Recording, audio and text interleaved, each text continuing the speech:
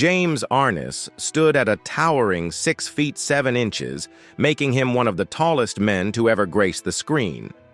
On the set of Gunsmoke, he loomed over his co-stars, yet those who worked with him often referred to him as a gentle giant.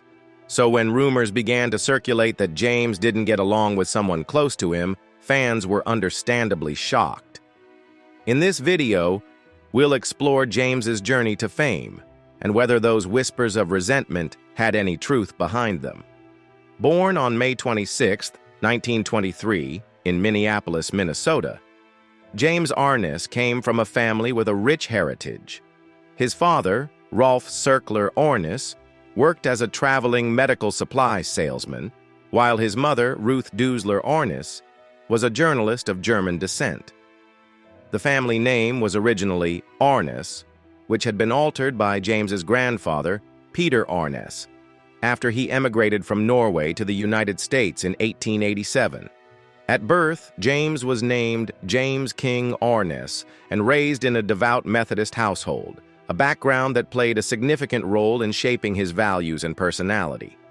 He was the older of 2 sons. His younger brother, Peter, would later become an actor as well, adopting the stage name Peter Graves, drawn from their mother's family line.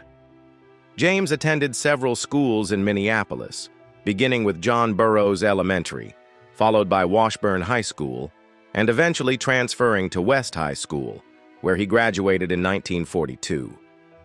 While in school, he often missed classes because he worked part-time to help support the family. He delivered packages for a jewelry wholesaler and spent long hours loading and unloading cargo at the Chicago, Burlington, and Quincy Railroad Freight Yard. He even worked logging jobs in Pierce, Idaho. Despite both parents being employed, the family struggled financially, and James did his best to contribute. Sadly, in the early 1940s, his parents divorced, a painful experience that left a lasting impact on him. From a young age, James had dreamed of becoming a Navy fighter pilot. However, his dreams were dashed due to 2 factors: poor eyesight and his extraordinary height. At 6 feet 7 inches tall, he exceeded the maximum aviator height limit of 6 feet 2 inches. Weighing around 235 pounds, James also had striking body proportions: a 48-inch chest, 36-inch waist, and 26-inch hips. Knowing his dream was out of reach, he turned his attention to education instead. In 1942, after finishing high school, James enrolled at Beloit College in Wisconsin. But his plans for higher education were interrupted. The military had other ideas for him, and just 1 semester in, he was drafted into the U.S. Army in 1943. He reported for duty at Fort Snelling in Hennepin County, Minnesota in March that year, then trained at Camp Wheeler in Georgia before being deployed overseas.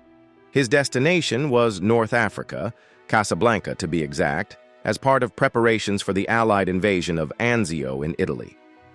The Battle of Anzio, a key engagement of World War II, began on January 22, 1944.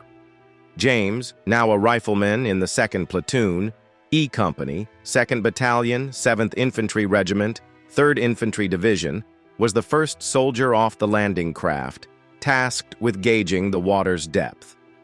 For someone his height, the water only reached his waist. It didn't take long for combat to escalate. On the night of February 1, 1944, James was crawling through a garden toward enemy lines when gunfire erupted. Chaos broke out, and before he could react, he was shot multiple times by machine gun fire, shattering his lower right leg. As if that weren't enough, a concussion grenade exploded nearby, flinging him through the air and slamming him against a solid object. The battle raged on around him, with no time to check if he had survived. Ultimately, Allied forces pushed back the enemy, but James was gravely wounded. His injuries were severe enough that he had to be evacuated from Italy and transported back to the United States. He was admitted to the 91st General Hospital in Clinton, Iowa, where he underwent numerous surgeries and began the long process of recovery. The Battle of Anzio dragged on for 5 months. leaving behind devastation and countless casualties. James was among the fortunate ones who survived, albeit with permanent injuries. After almost a year of recovery, he was honorably discharged from the Army on January 29, 1945. During his service, James Arness earned several distinguished military honors. Among them were the Bronze Star, the Purple Heart, the American Campaign Medal, and the European African Middle Eastern Campaign Medal, which included 3 bronze battle stars and an arrowhead device. He was also awarded the World War II Victory Medal and the Combat Infantryman Badge. Despite surviving the war, James never fully recovered. He continued to suffer from chronic pain in his leg, which would flare up severely during his long hospital stay.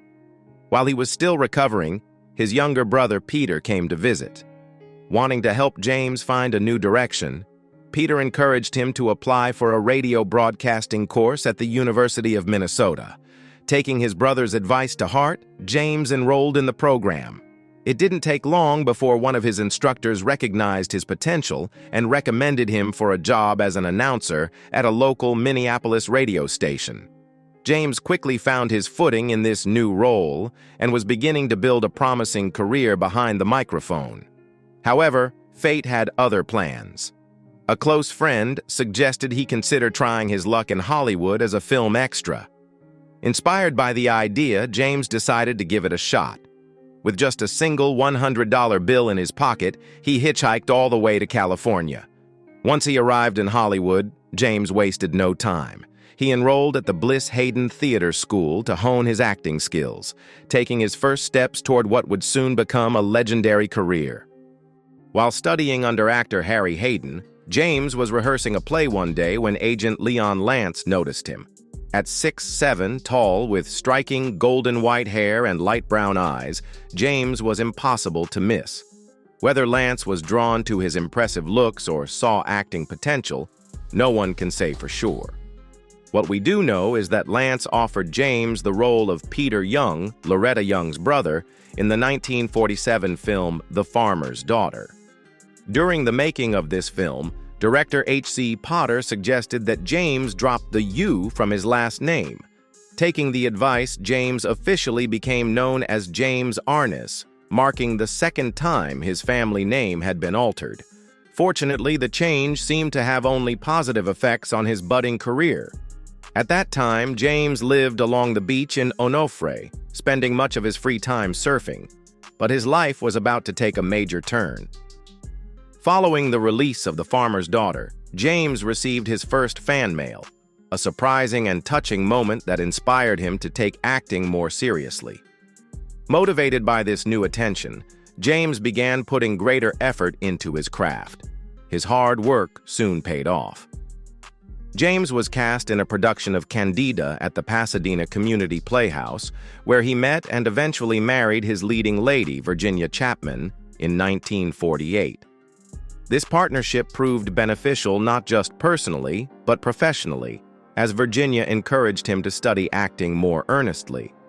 Initially, James hadn't been particularly serious about acting. Even when he performed in a few plays during high school, he viewed it as mere luck rather than a career path. However, with Virginia's support and new opportunities, James found himself landing more and more roles. His towering height, of course, made him a natural fit for many villainous characters. Two of his early standout roles were in science fiction films.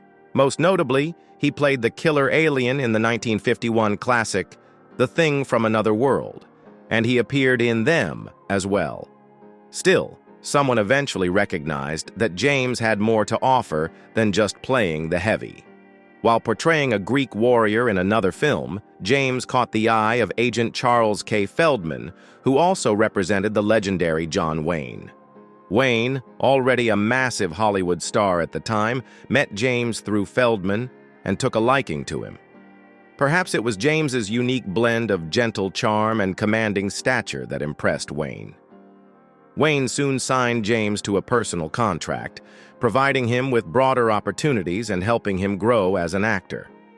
Under Wayne's mentorship, James improved his skills and gained access to more significant roles.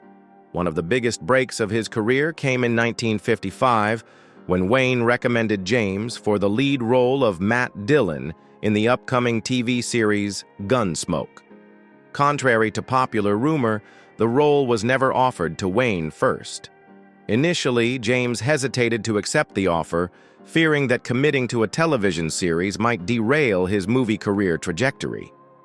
But Wayne encouraged him, reportedly saying, "Go ahead and take it, Jim. You're too big for pictures. Guys like Gregory Peck and I don't want a big lug like you towering over us. Make your mark on television." Taking Wayne's advice, James accepted the role. He showed remarkable dedication, even dyeing his naturally blonde hair darker to better suit the character. He also learned how to handle firearms realistically for the shootouts the role demanded.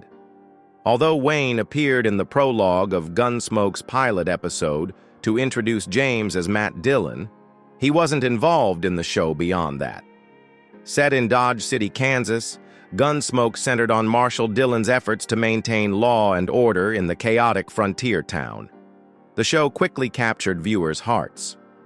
James, with his strong portrayal of Dillon, became a national favorite almost overnight. Gunsmoke went on to have a remarkable run of 20 seasons from 1955 to 1975, becoming, up until 2008, the longest-running primetime drama in U.S. television history. James shared the spotlight with a talented cast, including Milburn Stone, Amanda Blake, Burt Reynolds, Dennis Weaver, Ken Curtis, and Buck Taylor. His career flourished as the series became a cultural phenomenon. In his personal life, James adopted Virginia Chapman's son, Craig Arness, who later founded the stock photography agency Westlight and worked as a photographer for National Geographic. Together, James and Virginia also had a daughter, Jenny Lee Arness, born May 23, 1950, and a son, Rolf Arness, born February 18, 1952. After their divorce in 1963, James successfully fought for custody of their children. In 1968, he donated his 400-acre ranch in northern Los Angeles County to the Brandeis Institute. Rolf would go on to become a world surfing champion in 1970. Sadly, James's daughter, Jenny Lee, died tragically young. In 1975, at just 25 years old, she passed away from a cocaine overdose, with her death considered a likely suicide. 2 years later, another heartbreaking event struck James. In 1977, it was reported that his ex-wife, Virginia Chapman, tragically passed away from an accidental drug overdose, just 4 years after their divorce. Around that time, James met Thoris Brandt. They developed a close friendship that lasted 6 years, but their relationship came to an end in 1978. Not long after, James married Janet Surtees, whom he had met on the set of Gunsmoke. During his time on Gunsmoke, James experienced some of the best moments of his life. According to reports, the strong bonds among the cast members contributed greatly to the show's success. They created a lively, welcoming atmosphere on set, which helped open up new opportunities for everyone involved. James was a shining example of the positive spirit on set. His stunt double, Ben Bates, once said that despite the serious persona of Matt Dillon, James often burst into uncontrollable laughter, from deep in his belly all the way to the top of his head. At times, filming had to be paused just so he could catch his breath from laughing so hard. James's good nature earned him deep respect from his colleagues. Buck Taylor, a newer member of the Gunsmoke cast, admired James so much that he named his second son after James's character, Matt Dillon. Part of the reason James was so beloved was his shy, sensitive nature. He was not the kind of person who enjoyed seeking the spotlight, and his dislike for media attention was so strong that he eventually banned reporters from visiting the Gunsmoke set. In truth, James was a simple man at heart. He valued poetry, yacht racing, surfing, and above all, genuine human connection. His tendency to shy away from the public eye even earned him the nickname the Greta Garbo of Dodge City. Fortunately, he found like-minded people on set, and together they formed a tight-knit family atmosphere. This bond was one of the key reasons for Gunsmoke's incredible longevity. Over its impressive 20-season run, Gunsmoke kept James in a leading role every year. For 13 of those seasons, it stayed in the top 10 TV ratings, including 4 years at the #1 spot. In fact, the show's record for longest-running primetime drama was only matched decades later, first by Law & Order in 2010 and then by Law & Order, SVU, in 2018. During the show's run, James's career flourished. He received regular salary increases and gained more creative control, along with substantial earnings and residuals. At some point, his own production firm was involved in the making of the show. James was also the only one of the 4 original major actors who remained with Gunsmoke all the way to its end in 1975. After Gunsmoke was canceled, James was eager to finally pursue the wandering lifestyle he had dreamed of since childhood. His contract had kept him tied to Hollywood for nearly 2 decades. However, Hollywood wasn't ready to let him go. In 1976, he starred in The McCahans, which later became a 6-hour miniseries. The following year, he appeared in How the West Was Won, which evolved into a weekly series by 1978. James's post-Gunsmoke career continued to flourish. He appeared in films like Island in the Sky, The Sea Chase, and Gun the Man Down, the latter a fast-paced Western produced by John Wayne's company. He even stepped into Wayne's shoes, taking over the role of Tom Dunson in a 1988 TV remake of Red River. Although James never set out to be a major movie star, his natural talent couldn't be denied. His performances won him fans across the industry, and many accolades. He was nominated for multiple Emmy Awards, including 1957 Best Continuing Performance by an Actor in a Dramatic Series, 1958. Best Continuing Performance by an Actor in a Leading Role in a Dramatic or Comedy Series, 1959. Best Actor in a Leading Role, Continuing Character, in a Dramatic Series. His contributions to television earned him a star on the Hollywood Walk of Fame at 1751 Vine Street and induction into the Western Performers Hall of Fame at the National Cowboy and Western Heritage Museum in Oklahoma City. In 2006, he was also honored on the Santa Clarita Walk of Western Stars. James's legacy extended even further. In 1988, People magazine ranked him number 6 among the top 25 television stars of all time. TV Guide later ranked him number 20 among its 50 greatest stars. In September 2001, James published his autobiography. Reflecting on his life, he remarked that if he was ever going to tell his story, he had better do it soon, because he wasn't getting any younger. His achievements earned him even more honors late in life.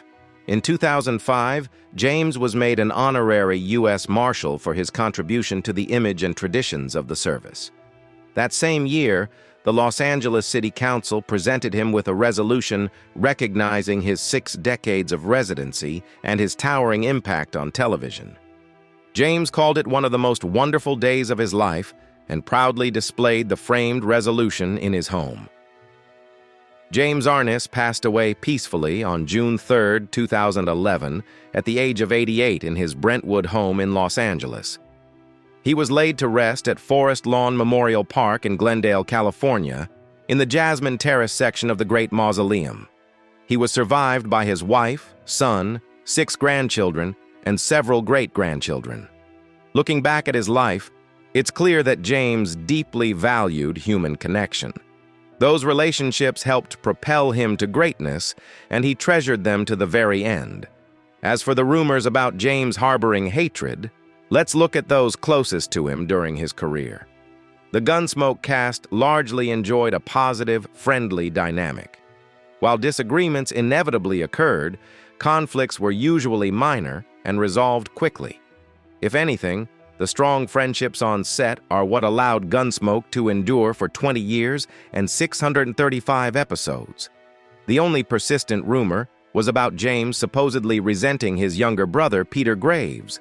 Some speculated James was upset that Peter changed his name or left home early. But those rumors are baseless. James also left home early, and Peter changed his name in order to forge his own independent career path. Something James fully respected, especially since he had to change his own name for Hollywood as well. It's worth remembering that Peter directed an episode of Gunsmoke in 1955 with James in the starring role. That same year, James earned an Emmy nomination. Clearly, there was no hatred between the brothers. James Arness wasn't a man of grudges or negativity. If he disliked anything, it was being put in a position to influence others' personal choices. As he once humbly put it, "Because I am not an authority, I keep my mouth shut. I don't think I have the right to influence others. Maybe that's because I was a dropout, I don't know.